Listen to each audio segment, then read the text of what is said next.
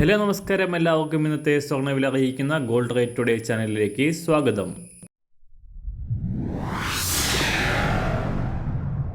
ഇന്നത്തെ സ്വർണ്ണവിലയിലേക്ക് കടക്കുന്നതിന് മുൻപായി എല്ലാ ദിവസവും സ്വർണ്ണവിലയും വെള്ളിവിലയും സ്വർണ്ണത്തെ സംബന്ധിച്ച് കൂടുതൽ വിവരങ്ങളും യഥാസമയം ലഭിക്കാനായി സ്ക്രീനിൽ വലതുവശത്ത് കാണുന്ന ചുവന്ന നിറത്തിലുള്ള സബ്സ്ക്രൈബ് ബട്ടൺ അമർത്തിയതിനു ശേഷം തൊട്ടടുത്ത് കാണുന്ന ബെൽ ബട്ടൺ കൂടെ അമർത്തി തുടർന്ന് വരുന്ന ഓപ്ഷൻസിൽ ഓൾ എന്ന് സെലക്ട് ചെയ്യുക. വീഡിയോ ഇഷ്ടമായാൽ ഒരു ലൈക്ക് നൽകാനും നിങ്ങളുടെ നിർദ്ദേശങ്ങൾ കമൻറ്റ് ചെയ്യാനും കൂടെ ശ്രദ്ധിക്കുക.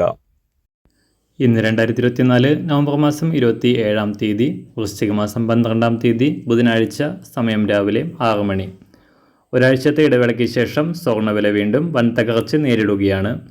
കഴിഞ്ഞ ഒരാഴ്ചയ്ക്കിടെ സംസ്ഥാനത്ത് 3000 രൂപയോളം ഉയർന്ന സ്വർണ്ണവില ഒരു പവന് 60,000 കടക്കുമെന്ന് തോന്നിപ്പിച്ചിരുന്നെങ്കിലും ഈ ആഴ്ചയിലേക്ക് കടന്നതോടെ വീണ്ടും താഴേക്കിറങ്ങുകയാണ്.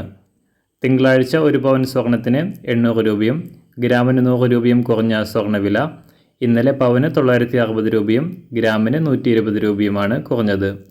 അന്താരാഷ്ട്ര തലത്തിൽ അമേരിക്കയിൽ ട്രംപിൻ്റെ വരവോടെ ഡോളർ ശക്തിയാർജിച്ചതും കഴിഞ്ഞയാഴ്ചയുണ്ടായ പെട്ടെന്നുള്ള വർധനയുടെ ലാഭമെടുക്കാനായി നിക്ഷേപകർ കൂട്ടത്തോടെ സ്വർണം വിറ്റഴിച്ചതും ഇസ്രായേൽ ഹിസ്ബുള്ള യുദ്ധം അവസാനത്തോട് അടുക്കുന്ന സൂചനകൾ പുറത്തുവന്നതും സ്വർണ്ണവില കുറയാൻ കാരണമായി. നാളെ പുറത്തു വരാനിരിക്കുന്ന US പണപ്പെരുപ്പ ഡാറ്റകൾക്കായി കാത്തിരിക്കുകയാണ് നിക്ഷേപകർ.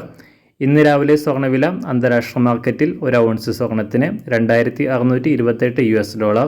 സംസ്ഥാനത്ത് ഇന്ന് രാവിലെ 24 ക്യാരറ്റ് സ്വർണ്ണവില 1 ഗ്രാം 7,723 രൂപ, ഒരു പവൻ 61,789 രൂപ. 18 ക്യാരറ്റ് സ്വർണ്ണവില 1 ഗ്രാം 5,792 രൂപ, ഒരു പവൻ 46,341 രൂപ.